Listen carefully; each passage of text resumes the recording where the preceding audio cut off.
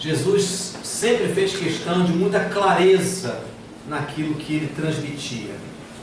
Uma das coisas mais centrais da mensagem de Jesus, não só da mensagem, mas da vida de Jesus, é o fato de que ele veio anunciar para as pessoas, para todas as pessoas e para nós em particular, o fato de que viver com Deus, a espiritualidade, ela não é uma religião. Ela se trata de nós compreendermos que Deus nos chama para nos relacionarmos com Ele. Para nos relacionarmos com Ele. Para andarmos com Ele, para convivermos com Ele. E Jesus vem exatamente permitir isso. Ele vem não só ensinar isso, não só falar a respeito disso, mas ele vem permitir isso. A sua entrada no mundo não foi para falar, apenas para falar de alguma coisa, a respeito de alguma coisa. A vinda dele ao mundo foi exatamente para nos permitir ter esse livre acesso a Deus e chamar a Deus de uma expressão que não era comum naquela época.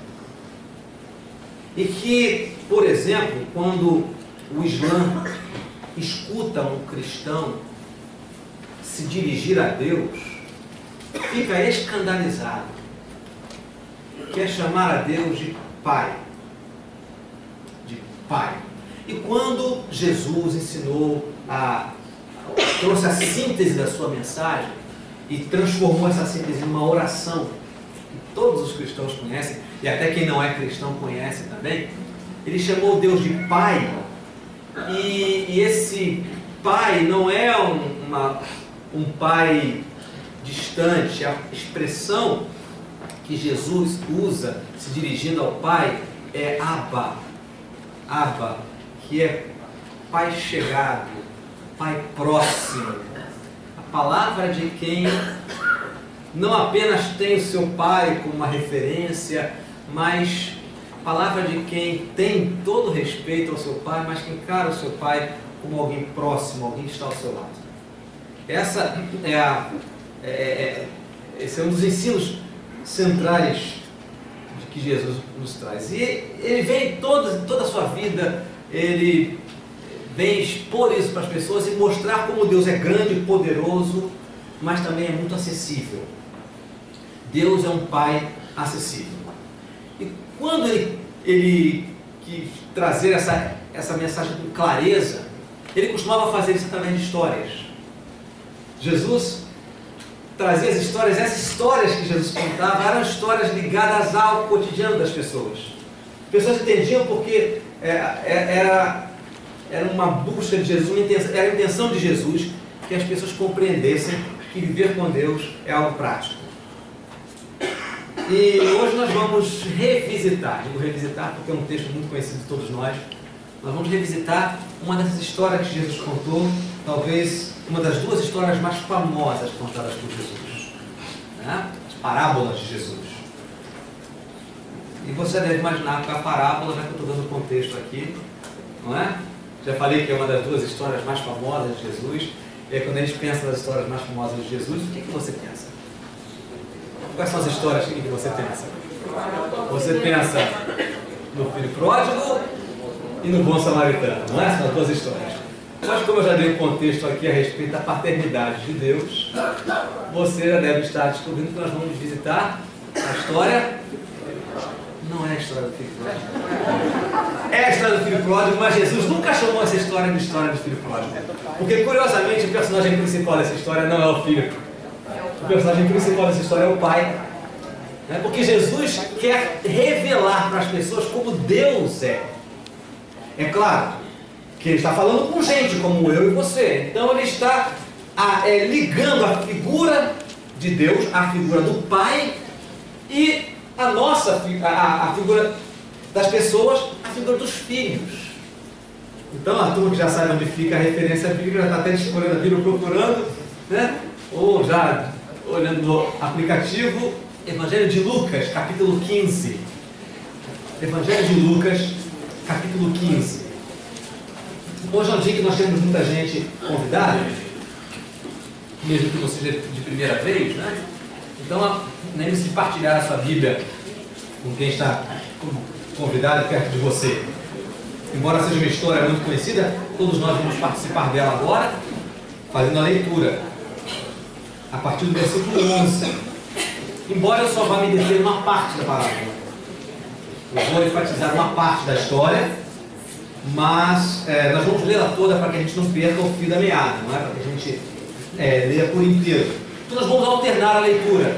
Eu vou pedir que os rapazes, sejam pais ou não, leiam comigo os versículos ímpares e as irmãs leiam os versículos pares. Assim nós vamos alternando até o final do capítulo, até o versículo 32. Lucas 15, de 11 a 32. Rapazes, comigo. Continuou. Certo homem tinha 2 filhos. Mas o deles disse ao pai: Pai, dá-me a parte dos bens que me cabem. E ele lhes repartiu os haveres. Passados não muitos dias, o filho mais moço, ajudando tudo o que era seu, partiu para uma terra distante e lá dissipou todos os seus bens, vivendo dissolutamente. Depois de ter consumido tudo, sobreveio àquele país uma grande fome, e ele começou a passar necessidade. Então ele foi e se agregou a um dos cidadãos daquela terra, e este mandou para os seus campos aguardar porcos. Ali desejava ele fartar-se das alfarrobas que os porcos comiam, mas ninguém lhe dava nada. Então, caindo em si, disse: Quantos trabalhadores de meu pai têm pão com fartura, e eu aqui morro de fome. Levantar-me-ei e irei ter com meu pai, e lhe direi: Pai, pequei contra o céu diante de ti. Já não sou digno de ser chamado teu filho. Trata-me como um dos teus trabalhadores. E levantando-se foi para seu pai. Vinha ele ainda longe, quando seu pai o avistou, e compadecido dele, correndo, o abraçou e beijou. E o filho lhe disse: Pai, pequei contra o céu e diante de ti. Já não sou digno de ser chamado teu filho.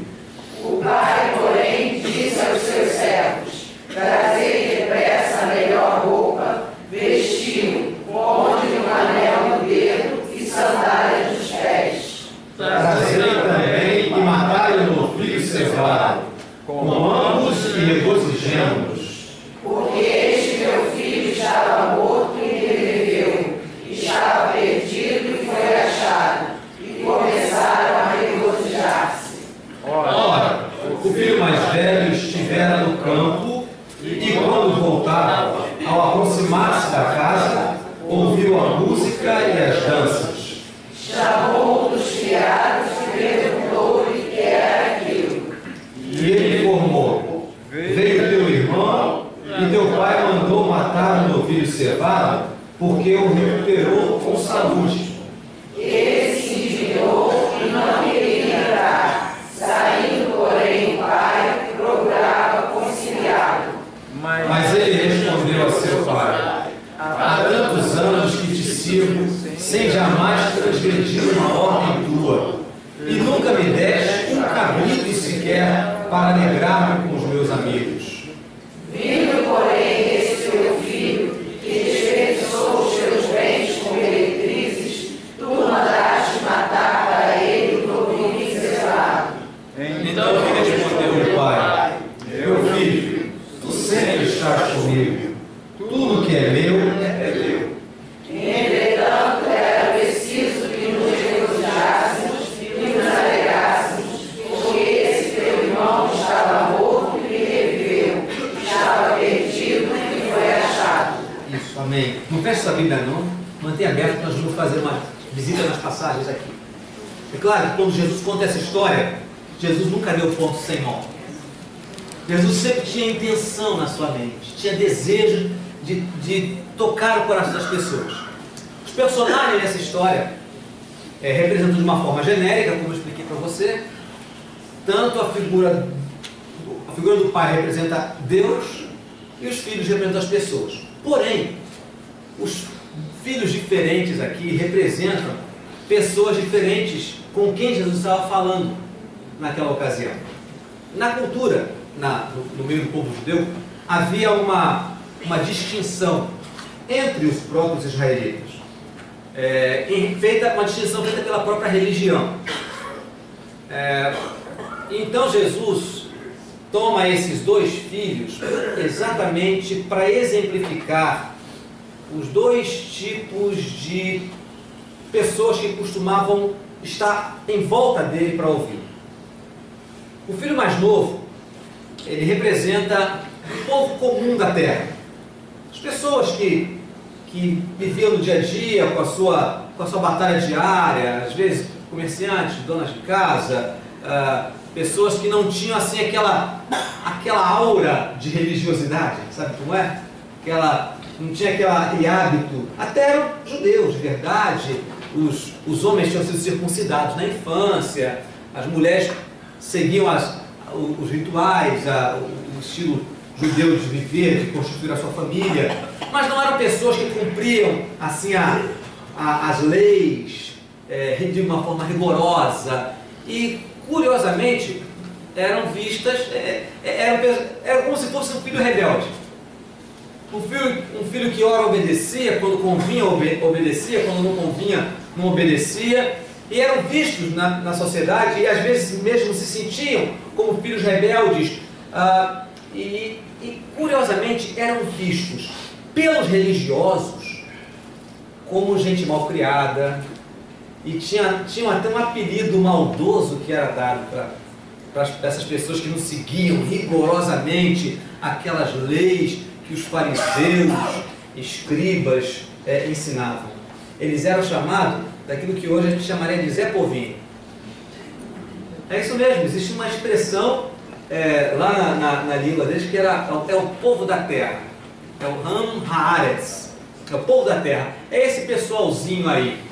Era olhado pelos religiosos como, vamos dizer assim, judeus de segunda classe, religiosamente falando.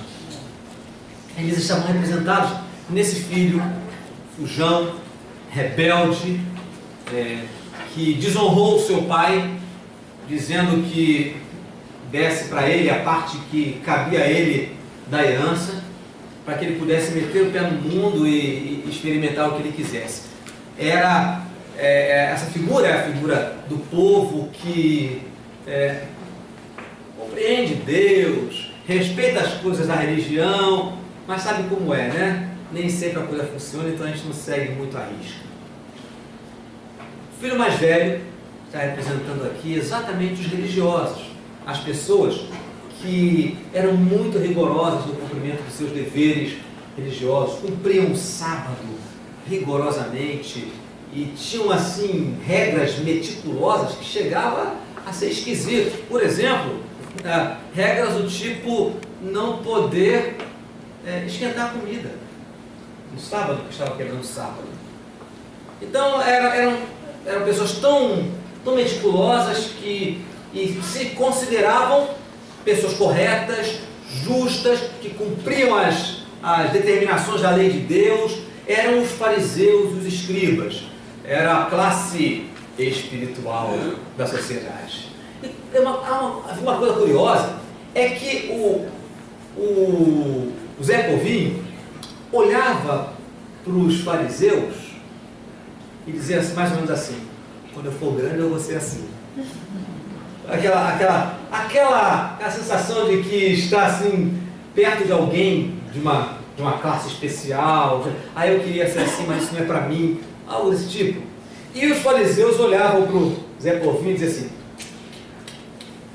olha só, é mais ou menos aquela história que também Jesus também contou, né? O fariseu que chegou no templo e dizia assim: Senhor, eu agradeço porque eu sou o cara. Eu jejuo, eu dou meu dízimo, eu cumpro as minhas obrigações e não sou que nem esse cidadão aqui, um publicano, né? Um Zé Povinho, né? Esse publicano aqui que está aqui com essa cara de mané, né? Aqui, orando, caído, como se fosse alguma coisa. Então eram essas pessoas que se sentiam assim, acima da média. Eles estão simbolizados no filho mais velho. Ao longo da história, essa parábola, essa história de Jesus, foi sendo aplicada lá no início, na geração logo depois de Jesus, os primeiros cristãos, quando ainda havia uma geração bem grande de cristãos de origem judaica. Essa parábola começou a ser aplicada o filho mais velho representando aqueles cristãos de origem judaica e o filho mais novo representando os gentios que não eram judeus. Mas a pergunta que se impõe para nós é, hoje, como é que isso se aplica para a gente? O filho mais novo já fui eu. Mesmo conhecendo o Evangelho, houve um tempo em que eu não tinha a entrega para Cristo. Conhecia o Evangelho, mas ainda não havia me comprometido de verdade com Cristo. Será que o filho mais velho serei eu hoje? Então a nossa reflexão é pensarmos quem nós temos sido nessa história. Se Jesus fosse falar nessa história para nós hoje, de certa forma está falando mesmo, quem nós somos na história. A primeira figura é muito clara, é muito forte. Eu não vou me deter tanto nessa figura, embora seja a figura central da história. É a figura do pai amoroso, desprendido, que não se preocupa em se humilhar quando o filho que o humilhou volta. O que acontece é que quando o filho que o humilhou volta, existem algumas coisas que a passagem diz que mostram para a gente um sentimento do coração do pai. Primeiro diz que quando o filho volta, depois de todas as estripulias, de todos os descaminhos, depois de todos os destratos com seu pai, quando ele volta, diz que o pai vê que ele está lá longe, está chegando. O pai está olhando, está esperando o filho voltar. É aquele filho mesmo, mal criado, que virou as costas para ele. Ele está esperando o filho voltar. Há uma canção, há alguns anos passados, eu preguei sobre esse texto aqui, e no final cantei uma canção chamada Fim de Tarde no Portão. Canção lindíssima. Se você tiver a oportunidade depois, procure no YouTube que você vai ouvir. É uma letra falando, nós temos essa canção. É mesmo? Então vai preparando aí. Preparando para a gente encerrar. É uma canção lindíssima que fala do sentimento do pai, de como o pai está esperando o filho voltar. E o filho volta de cabeça baixa, envergonhadíssimo, porque ele não tem para onde correr. Perdeu tudo, não tem para onde correr. Só tem um rumo para tomar, que é de volta para a casa do pai. Só que ele não pode voltar como ele saiu, com o nariz em pé. Ele, na verdade, pelo rigor da lei, ele poderia inclusive ser executado. Ele volta cabisbaixo e vai pedir para o pai para ser recebido como empregado. Me dá um canto aí na sua terra, eu moro num barraco, eu vou trabalhar junto com os seus empregados. Basta isso. E o pai não deixa nem o filho terminar de falar. Ele diz assim, rapazes, chama os servos, rapazes, vistam esse meu filho, vistam, deem para ele uma roupa especial, deem para ele o anel, que é o símbolo da família, calcem os pés, estão inchados, cheios de bolhas. Meu filho estava morto e reviveu. Estava perdido e foi achado. O pai é o centro da história. Como Deus não tem orgulho próprio. Deus não tem orgulho próprio. Porque o amor, permita-me usar essa expressão assim, meio irreverente, mas o amor verdadeiro é sem vergonha. É sem vergonha. Não se envergonha de se dar para aquele a quem ele ama. Deus é assim. Deus não precisava nos receber. Ele tinha todo o direito de nos manter afastados dele. Afinal de contas, somos nós que viramos as costas e fomos embora. O nosso pecado que nos distancia de Deus, distancia do Pai. E ele tinha todo o direito de não nos receber de volta. Mas ele não só nos recebe de volta, como ele faz o caminho para a gente voltar. Quando ele manda Jesus Cristo, o seu Filho, se entregar por nós, é porque era necessário que alguém pagasse o preço da nossa ofensa, o preço do nosso crime, de ofender a Deus, de voltar as costas para Ele. Jesus Cristo, Filho de Deus, perfeito, sem pecado, se entrega na cruz, para que a morte dele pudesse satisfazer a justiça de Deus. O próprio Deus tinha determinado que a alma que pecar, essa deveria ser condenada, e nós, por natureza, estaremos condenados. Mas Jesus Cristo se entrega e morre em nosso lugar, assume o nosso lugar e paga a nossa dívida com o Pai. E todas as pessoas que confiam que a morte de Jesus na cruz foi para que nós pudéssemos ser aceitos pelo Pai, tem um caminho de volta aberto. Tem um caminho de volta aberto. Então essa é a mensagem central. Então a gente pode ouvir a música? É vídeo também ou só a melodia? Só a melodia? Então vamos ver se a gente consegue identificar a letra, é fácil de a gente ouvir.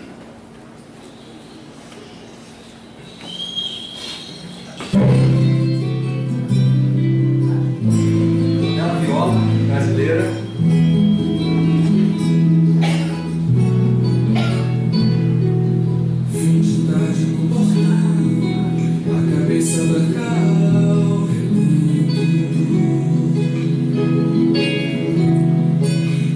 De paixão, faz as cinzas renascer alento.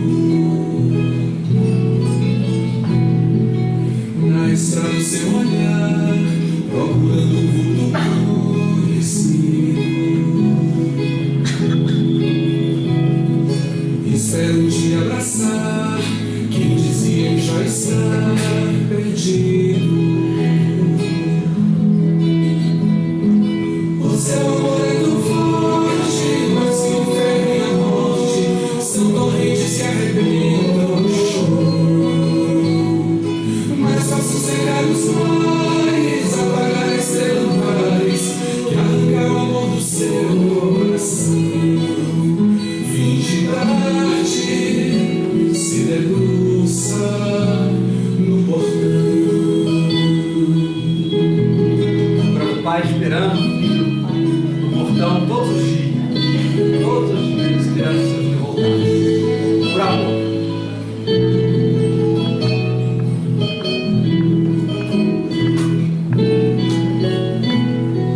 Mas um dia aconteceu e o moço retornou mentindo. O pai depressa correu e abraçou o filho tão querido. Roupas e o anel, calcem logo os seus pés, milagre. Vinho do melhor tonel, tanta alegria em mim não cabe. O seu amor é tão forte, mas que o inferno e a morte são correntes que arrebentam o chão. Mais fácil secar os mares, apagar estrelas que arrancar o amor do seu coração. Fim de tarde, está deserto o portão.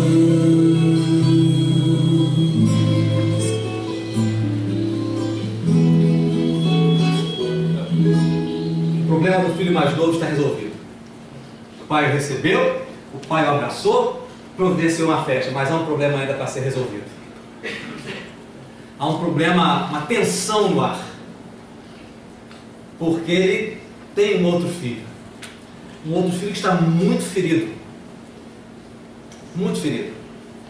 quando ouve o barulho, o som da festa, e ele está voltando do trabalho, trabalhando no campo da família. Ele volta do trabalho, escuta o som da festa e pergunta para os criados: o que está acontecendo? E um dos criados conta a história. O seu irmão estava perdido, voltou e seu pai mandou dar uma festa porque o recuperou com saúde.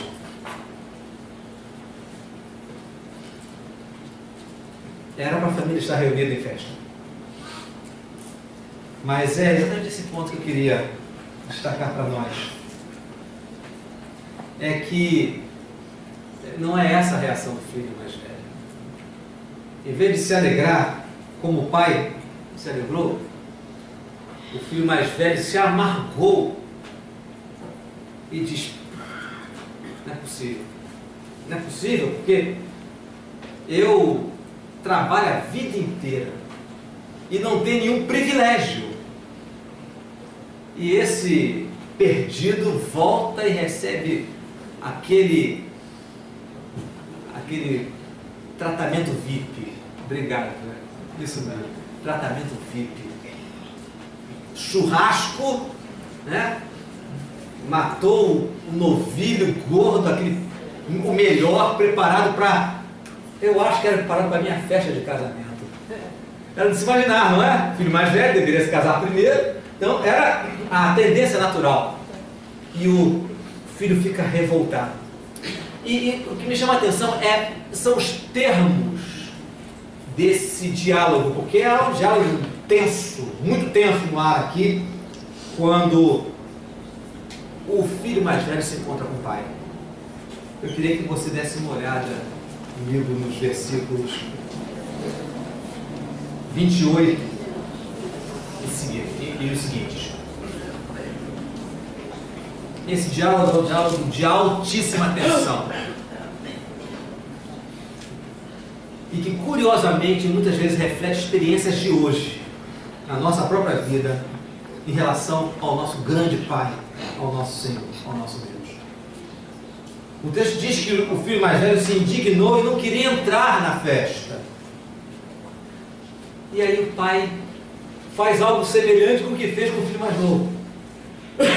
O pai vai lá de fora e tenta conciliar, tenta acalmar o coração do filho, brigão, talvez não rebelde, mas brigão, magoado. O pai vai novamente em busca desse filho e tenta pacificar, tenta tranquilizar. E aí a resposta do filho é uma resposta dura para qualquer pai ouvir.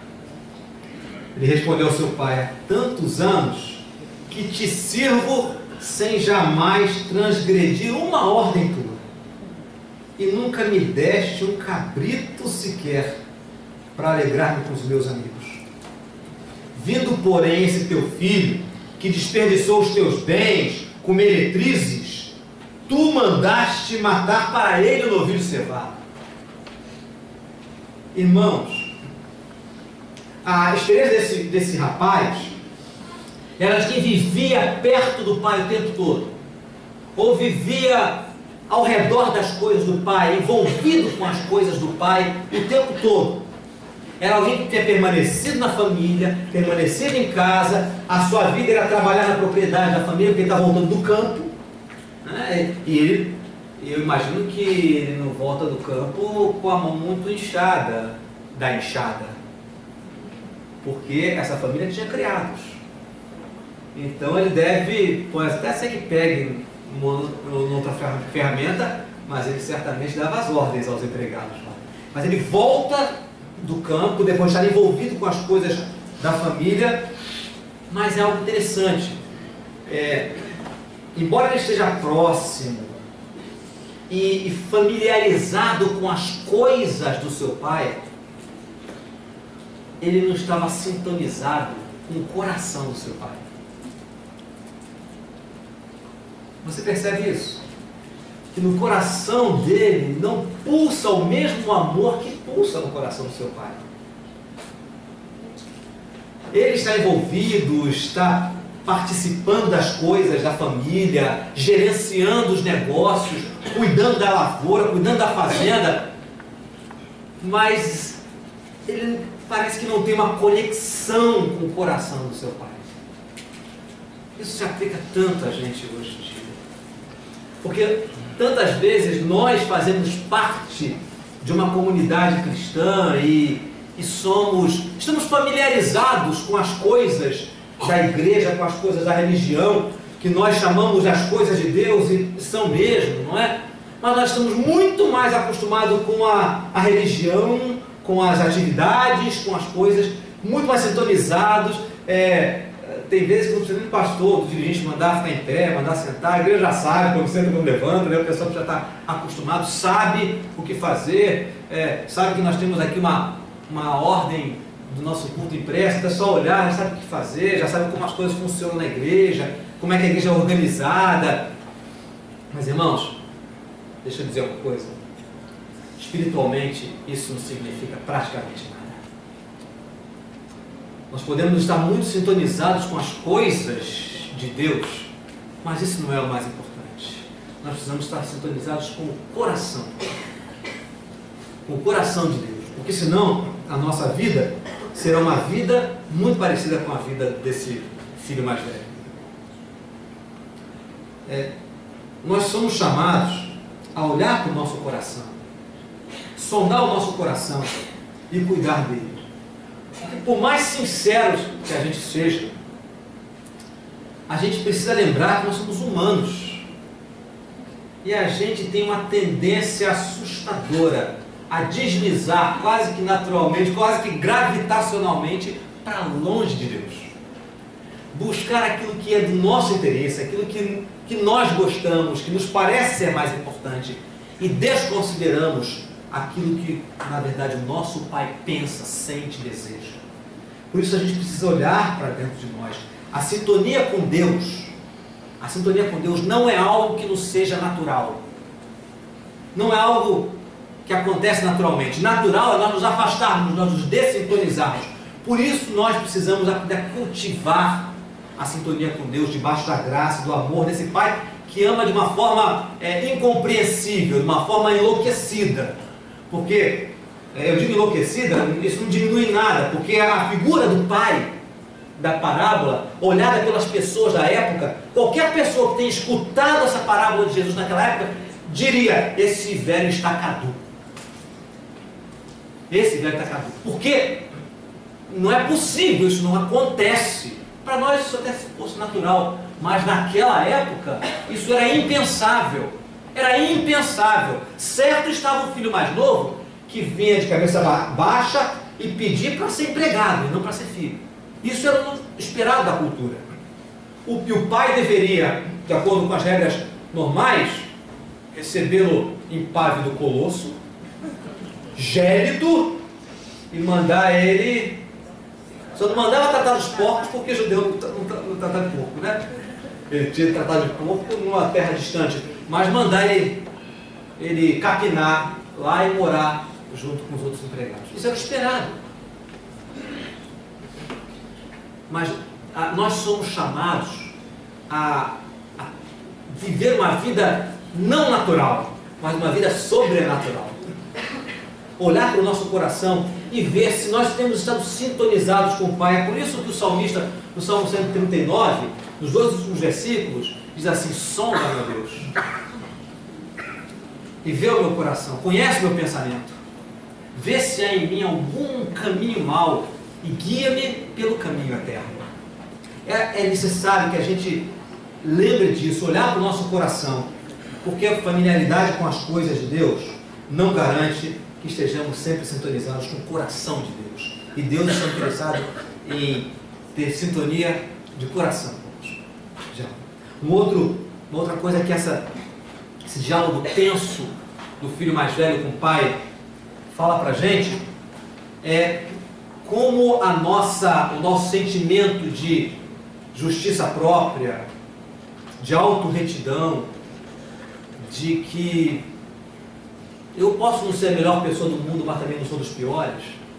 Esse tipo de sentimento de que a gente não precisa se arrepender do que a gente faz, de que eu não sou tão pecador assim, né? Meus pecados são pequenos, dá para Deus relevar e dar um desconto. Essa ideia de que na verdade, no fundo, a gente não precisa se humilhar diante de Deus, que a gente não precisa se prostrar diante do Eterno, de que a gente não precisa dizer, Senhor, tem piedade de mim. Esse sentimento que é muito natural na gente, atrapalha demais a nossa visão, tanto de Deus, a nossa percepção a respeito de Deus, como a nossa percepção a respeito do nosso próximo. Veja como a visão desse rapaz estava distorcida. Versículo 29, no versículo 30, Jesus diz uma coisa muito interessante. O filho mais velho diz uma coisa muito interessante. Ele diz assim: vindo, porém, esse teu filho, que desperdiçou todos os teus bens com meretrizes. Leia a última frase, por favor. Tu não mandaste matar para ele um novilho cevado. Que coisa interessante. Olha, irmãos, eu acho que eu já preguei aqui nessa passagem umas 3 ou 4 vezes. Isso que eu vou falar para vocês, eu nunca tinha percebido. O filho diz que o pai mandou matar o novilho para o seu irmão. Mas veja o que o pai diz no versículo 23. Trazei, matai o novilho cevado. Comamos e regozijemo-nos. Não era para o filho, era para todo mundo. Era por causa do filho. Mas o novilho não era para o filho. O novilho era para todos.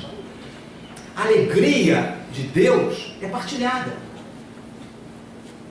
Pode haver uma motivação especial, mas o novilho não era para o filho, era para todos, inclusive o filho mais velho. O filho mais velho era tão convidado, tão querido, tão esperado como o filho que tinha chegado. O mais velho só não participou dos preparativos porque estava trabalhando. Não porque ele tinha sido rejeitado. Não porque ele estava em segundo plano. Mas porque estava trabalhando. Na verdade, o filho mais velho se ressentia não de não receber aquilo que ele achava que merecia, mas ele se ressentia de não ser privilegiado. O ressentimento dele não é que não era lembrado, mas porque ele não era destacado. Ele estava sendo destacado. Quando a gente não busca se sintonizar com o coração do Pai, a gente não percebe que as bênçãos que Deus tem derramado sobre as vidas à nossa volta não são bênçãos para os outros apenas. Nós podemos nos alegrar com Ele.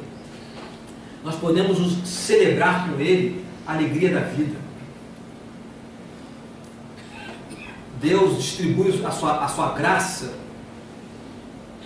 com generosidade. E há graça o bastante em Jesus Cristo para todas as pessoas que querem se chegar à casa do Pai e participar da festa. Mas quando nós não estamos sintonizados, nós achamos que estamos sendo desprezados, estamos sendo desconsiderados. Não. A festa é aberta para aqueles que ouvem o convite e querem participar. Uma outra distorção que acontece quando a gente não se interessa em se aproximar de Deus e se sintonizar com o coração do nosso Pai, quando a gente tem a postura orgulhosa do filho mais velho, é que nós vemos o outro de uma forma muito distorcida.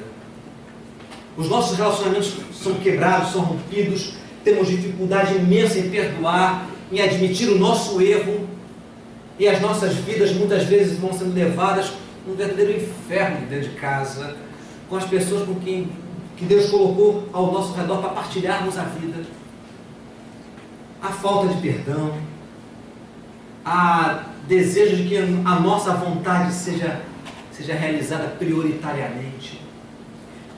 É quase extinto o espírito de sacrifício verdadeiro e sincero por amor. Veja só a maneira como ele fala a respeito do seu irmão. versículo 30. Já lemos? Ele se refere ao seu irmão como esse teu filho. Fala para o pai, esse teu filho. E aí o pai, no versículo 32, dá uma suave rasteira nele. Entretanto, era preciso que nos regozijássemos e alegrássemos, porque este Meu irmão. Ele não é só meu filho, não. Ele é teu irmão. Lembra disso. E não há, na verdade, que quando a gente está dessintonizado, desconectado de Deus, desinteressado de andar com Jesus Cristo, não é apenas conhecer o Evangelho, não, é andar com Ele. Gente que é da casa de Deus, que é de Deus, vai aos poucos perdendo a sintonia, que não é natural, como disse para vocês, precisa ser sempre ajustada, e a gente começa a olhar o outro como aquele teu filho, viu? Aquele teu filho, aquela tua filha, viu? E aí Deus, o Pai, vira para mim, vira para você assim, não, é teu irmão, é tua irmã. Porque a gente fica desintonizado de Deus. O que Deus nos chama a fazer é curvarmos a nossa fronte, o nosso coração, e abandonar esse sentimento de justiça própria, de que nós somos a melhor qualidade de ser humano que pode pisar na face da terra, ou pelo menos o melhor que eu posso ser, e dizer, eu preciso ouvir mais o meu Pai, eu preciso estar perto do meu Deus, para aprender a viver com Ele e a viver com os outros, aprender a construir uma vida interior, rica, plena, no envolvimento de amor verdadeiro, vertical, e também poder dividir isso, compartilhar isso horizontalmente, convivendo com as pessoas com quem Deus tem me dado o privilégio e a oportunidade de repartir a vida. Queridos, Deus quer alinhar as nossas perspectivas para que a gente possa participar da festa. O pai tem exatamente o mesmo amor pelos dois filhos. Deus ama indistintamente. Deus ama indistintamente. Embora cada um desses filhos tivesse dado mais do que razão para o pai para deserdá-los. Ambos desonraram o pai. Um virou as costas, o outro apontou o dedo. Foi assim. Os dois eram réus com toda a justiça. Mas o pai tem o mesmo amor pelos dois filhos. A festa não existiria se não houvesse a volta do filho perdido. Mas a festa também não estava completa sem o filho teimoso e magoado que estava do lado de fora. E nessa atitude humilhante, a cultura da época, o pai sai para buscar o mal criado, da mesma forma como tinha saído para esperar o fujão. Deus é Deus de reconciliação. Por isso Ele quer ajustar nossas perspectivas. E como é que acaba essa história? Como é o fim da história?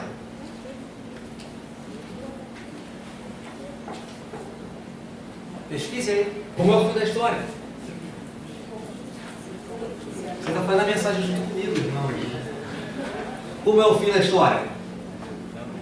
Não tem fim. A história não acaba. A história não acaba. Cenas dos próximos capítulos. Não, nós estamos fazendo essas cenas hoje. A história não acaba porque ela precisa ser concluída na vida de cada um de nós. Porque todos nós somos um ou outro filho. Em algum ponto da nossa vida nós somos um outro filho. E eu e você precisamos pensar quem nós somos. Que filho nos representa melhor? Porque não adianta procurar a nossa representação no pai não, viu? Porque esse pai é inigualável. Mas que tipo de filho nós somos? Se estamos afastados, é preciso curvar a cabeça assim, se arrepender e voltar para casa. Dizer, pai, me perdoa, eu quero voltar para estar em comunhão com o Senhor. Não importa os caminhos que a gente tem andado. Não importa. Não importa. Mas se eu estou perto, trabalhando na lavoura da minha família, do meu pai, pode ser que eu continue desconectado dele da mesma maneira. Habituado com as coisas dele, mas não tendo comunhão com o coração do meu pai. E isso tem feito com que a minha vida, a minha visão a respeito dele seja uma visão distorcida. E a minha visão a respeito do meu irmão seja uma visão distorcida também. Como é que nós vamos concluir essa história? Eu quero te propor que a gente conclua agora em oração. Que a gente conclua agora falando com o Pai, conversando com Ele, olhando para o nosso coração, sondando o nosso interior e perguntando: como é que está, meu Pai, a minha vida? Com quem eu me pareço mais, Senhor? Faça um tempo de silêncio, pergunte para Deus.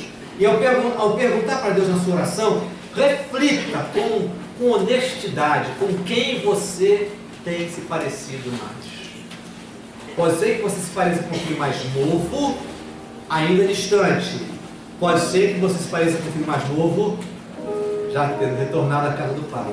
Ou pode ser que você se pareça com um filho mais velho, na casa do pai, porém desconectado do pai, teimoso, teimosa, renitente, sem querer se entregar totalmente ao amor do pai, que acolhe aquele que não merece tanto quanto você. Entre aspas. Porque nenhum de nós merece. Não importa se a gente trabalha na casa, se a gente está envolvido com as coisas da igreja, ou se a gente está distante, anos-luz de Deus. Nenhum de nós merece. Deus nos ama porque nos ama. Deus nos ama porque nos quer. Deus nos ama porque nos quer do lado dele, como filhos envolvidos, filhas engajadas com ele. E aí, as coisas da casa, as coisas da família, o trabalho de Deus é consequência. Ninguém se aproxima de Deus trabalhando por ele. A gente se aproxima de Deus se entregando para ele, dizendo para ele: meu Pai, eu voltei para ficar debaixo da tua direção. Eu voltei para estar obediente ao Senhor, para viver uma vida de forma diferente da que eu tenho vivido até agora. O Pai abre o coração. Se eu examinar o seu coração, você perceber que tem parecido mais com o filho mais velho, não se preocupe não. O Pai sai também para te chamar para Deus. Então ambos precisamos da mesma reconciliação. Então vamos orar em silêncio, conversa com o Pai, vamos ter esses instantes e reconcilia teu coração com o Senhor e se disponha a estar ao lado dele, sintonizando sempre a sua vida com ele. Vamos orar em silêncio.